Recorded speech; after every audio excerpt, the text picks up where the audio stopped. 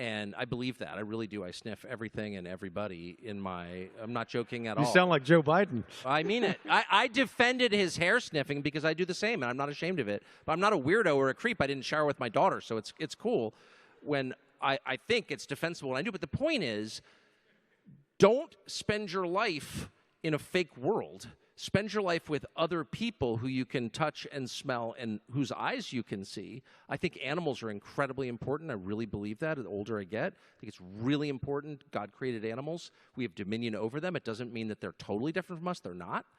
And there's something about animals that brings us back to reality. I could never live without dogs. We have a lot of dogs. I think it's very important. It's not just like, oh, it's my pet. It's like, no. It's an expression of God's creation of beauty, and I think nature and trees are just essential. I could not live without them.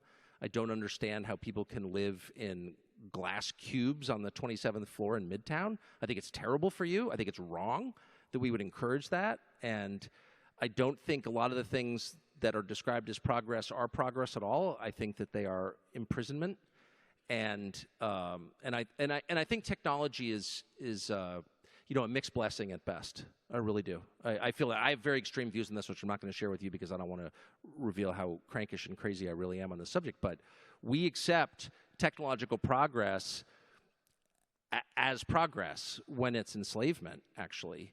And that's super obvious. No one does anything about it ever. You hear people say in like think tank world or cable TV news world, oh, yeah, we're spending too much time on our phones. It's like, no, actually, we really are. And it's destroying our souls and making us crazy and unhappy and dividing us, most importantly, from one another. So, take affirmative, very aggressive, like don't allow a cell phone in your bedroom, you weirdo. What? No. Don't allow it in the bedroom. I wouldn't allow, a circus elephant in my bedroom. Too disruptive. Don't allow an iPhone. Just like, how's that? So for at least 8 hours a day, I don't have that. There are other activities that the bedroom was designed for. And... your phone, or whatever. Anyway, take that seriously, I think, and get outside. And if you're not married, just grab someone off the street and do it. It's not that hard. I mean it. I half mean that, actually. It's not. I don't think it's that. It's never been hard for me. This is the danger of asking you an open-ended question. I know, because as I said, luckily I begin all comments with the caveat I am half insane, which is demonstrable. Last question, a little open-ended. It's January 2029. President Trump is giving his farewell address. We tend to, on the political right, think in worst-case scenario terms, but we at Heritage, as you know, try to get people to think in best-case scenario terms.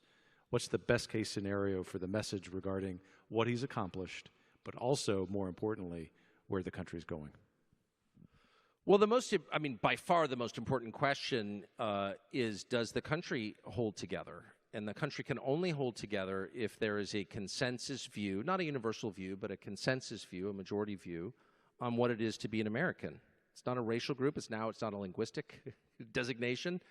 The population of the country has changed so radically in such a short period that it risks breaking apart because not enough people have enough in common with one another. That would be a tragedy. That would never end well, despite the fantasies you read on Twitter about how that's not going to happen without massive bloodshed. You don't want that to happen, period. So you want the country to hold together, but it can only hold together if most people understand that they are Americans because why? What do they have in common? It can't just be competing groups who are trying to screw the other ones out of some prize, some money that other people made. That's very quickly where we're going. And so above all, after avoiding nuclear war, which has got to be the first one, and only Trump will do that, and J.D. Vance, everyone else was like totally into nuclear war. All the other people he was considering, like, let's have a nuclear war. Okay.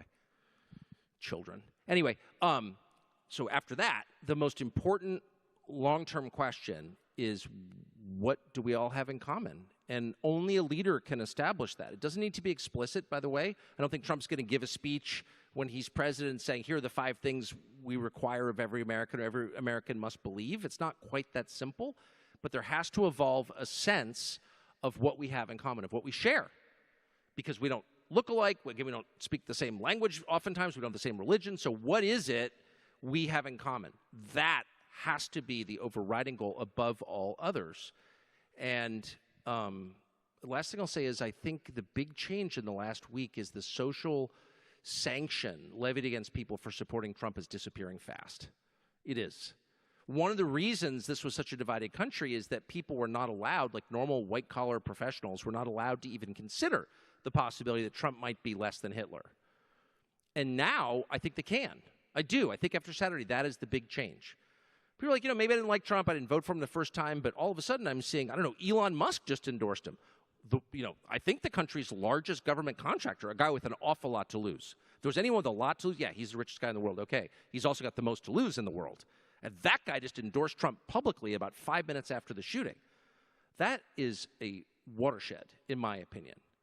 Bill Ackman, someone I don't agree with on a lot of things. Bill Ackman, also a lot to lose. Someone who's, I doubt, ever voted for a Republican. Those are signals to the rest of the country. Again, these are not people I necessarily agree with on the issues at all. However, what those gestures signal to everyone else, it's like, well, I guess I could do that if I wanted to also.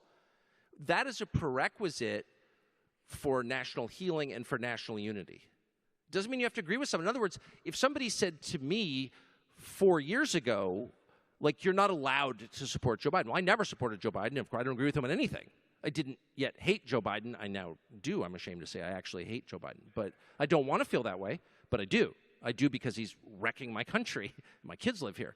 But if someone said to me 4 years ago, you're not allowed to support Joe Biden, I said, that's a bad thing. You should be allowed to support any candidate you want. This is a free society. It's a free country.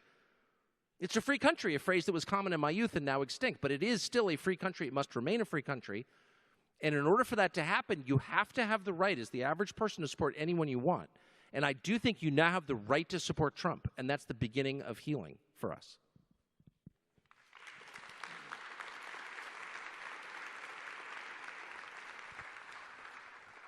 Tucker, thanks for being here. Thanks for everything you do. On behalf of everyone here, and I know millions of Americans, we're grateful for your clarity and matching that with an unfailing sense of humor. God bless you, my friend. Kevin, God bless you. Thank you.